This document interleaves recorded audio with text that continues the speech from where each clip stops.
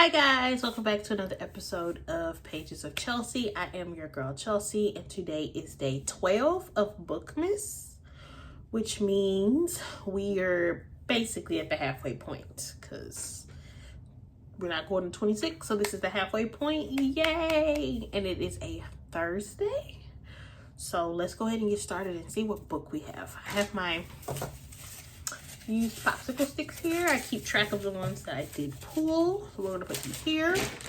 Got my handy dandy bag. So let's go ahead and get started.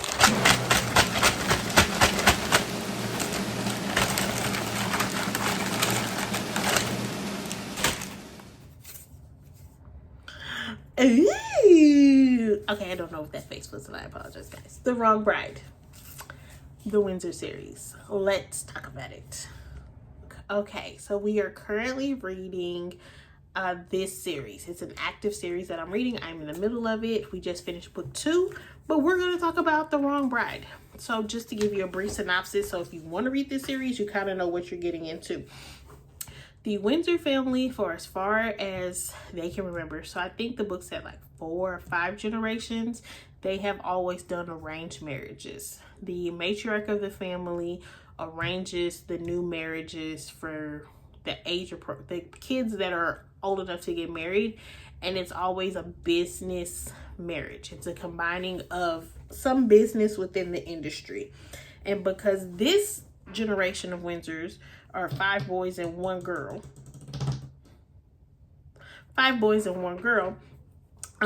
they have their hands in everything: real estate, media, banking. That's all I know right now, because that's all we really talked about. But they have their hands in a lot of different things. So it's always to make that branch stronger and also to make the family stronger. And these are names like the Rockefellers, the Kennedys. Like, these names hold great prestige and they're rich, okay? Aries is our main guy. He is the Windsor of the group. This is his love story. And another cool thing about the Windsors are they all live on one compound. So think about a main house, and then there are 6 different branches built off the house.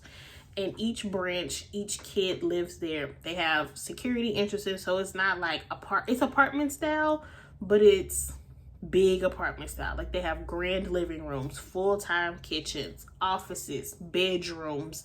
Like, it's basically like somebody put a mini mansion and connected it to a mansion, and they all live on the grounds together. And I think that's really cool. I'm a girl who loves family, but the fact that you can have your privacy but still also know your siblings are very close sounds really wonderful to me. I know I can be a little weird, but that sounds great to me. And then once a week they have dinner together as a family in the main house with grandma, because that's where grandma lives. And so that's kind of the setup. So basically, Aries is promised to marry Raven. Aries is over the media aspect of the Windsor. What's the word? Conglomerate. And Raven's family has like a small movie production company. Nothing too big. It's not like a Paramount or nothing, but like a little one that still brings in money, but it's not huge, but they got quality work. But that's what her family does. So they're wealthy, but not super wealthy. Not as wealthy as the Windsors. But she branched off from the family business and became a model. And after modeling for a while, she has her own clothing line that she started. Now, Raven also has a sister, which I cannot remember that girl's name because I don't like the girl. She has an older sister, and the older sister is an actress. And I want to say A-list, like a B+ celebrity. So she went into the family's line of business. So Aries and Raven were supposed to get married. They were promised. The families agreed. The kids knew. They probably knew at like 21, 22. They're like, okay, this was what it was supposed to be. But Aries ended up falling in love with her older sister. And because it's from the same family, grandma was like, okay, close enough. They fell in love, yada, yada, yada. So they can get married. It's fine. when the book starts, we find out that the wedding has been moved and postponed several times. Which they have money, but it's still like a nuisance because you're paying people for nothing. You know what I mean? Like, if you can move it, there's still fees. If you can't move it, you just lost money, so it's still a nuisance. And grandma gets sick of it and basically says, if she does not show up to this wedding, you will be marrying Raven, because we have a contract. This is going to happen between these two families. And the sister, well, this is like years later, like 4 or 5 years later. So they've dated for a minute. The older sister and Aries have dated for a minute. They've tried to combine lives, but on the hush hush, because he runs media and production and TV shows and da da da da, and she's an actress. So they want to keep those separate. So it's not like she slept her way to stardom. You can read the book and figure out if that's true or not.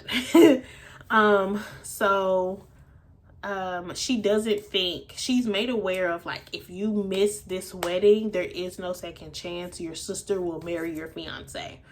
She's like, no, they're not. I basically have done this several times before. They'll get over it. No one's gonna force you to marry this man. And then she goes and does a movie. And does not answer her phone, does not return any phone calls. And this is all the title of the book, The Wrong Bride. And that's why it's called The Wrong Bride. Well, for this, you have to read the book to see if there's a different reason.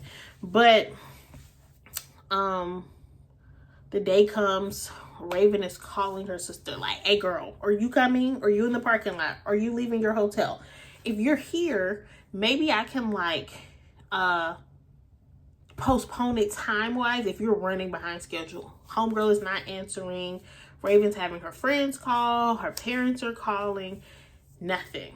And then it gets to like 20 minutes before the wedding's supposed to start.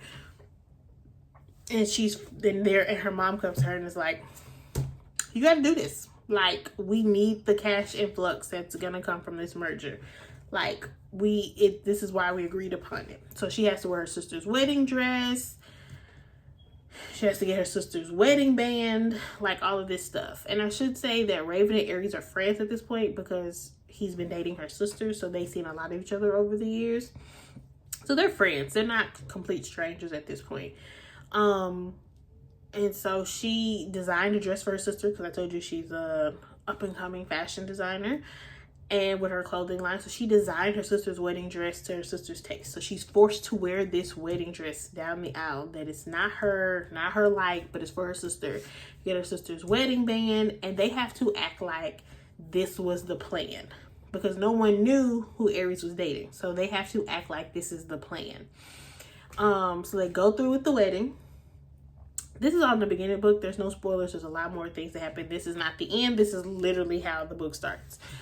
And basically the rest of the book is about how they navigate, this marriage. Now, I know you're thinking, well, it's just on paper. No, grandma has some rules. Okay. The most important rule is you can't spend no more than 3 nights apart for any given reason. If she's across the continent and it's going to be more than 3 nights, you got to go, or she can't go. No more than 3 nights apart.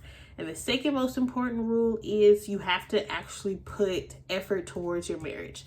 If she gets any hint that actual effort is not being put forth or that you're trying to trick the system, then the Windsor kid will not get their inheritance, and neither will the other kid. They will not get their parents' inheritance. That is the 2 most important rules that grandma has for every kid. And I should say that she makes it very clear that they've never had a failed marriage in the generations that they've done this. All of the marriages have become successful. They've produced children. People have been happy, because that is also another thing. They're also looking for good matches per person. It is a business, but they're also looking for good matches. So they've never had a failed marriage. So they go into that knowing, for 3 years. It's for 3 years. So you have to do all of the rules and really try for 3 years. After 3 years, if you get a divorce, you still get everything. You still get your businesses. You still get whatever's entitled to you, whatever was agreed upon. during the contract between the parents. So the kids have no say. Between the parents, this is what you get. So they have to try for 3 years. So it's them navigating, going from friendship to husband and wife, dealing with the sister when she finds out, dealing with careers, because they have to move in immediately.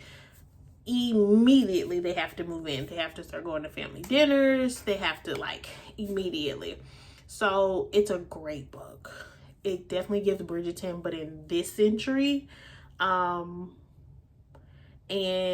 I think Aries and Raven is my favorite so far. My favorite love story so far.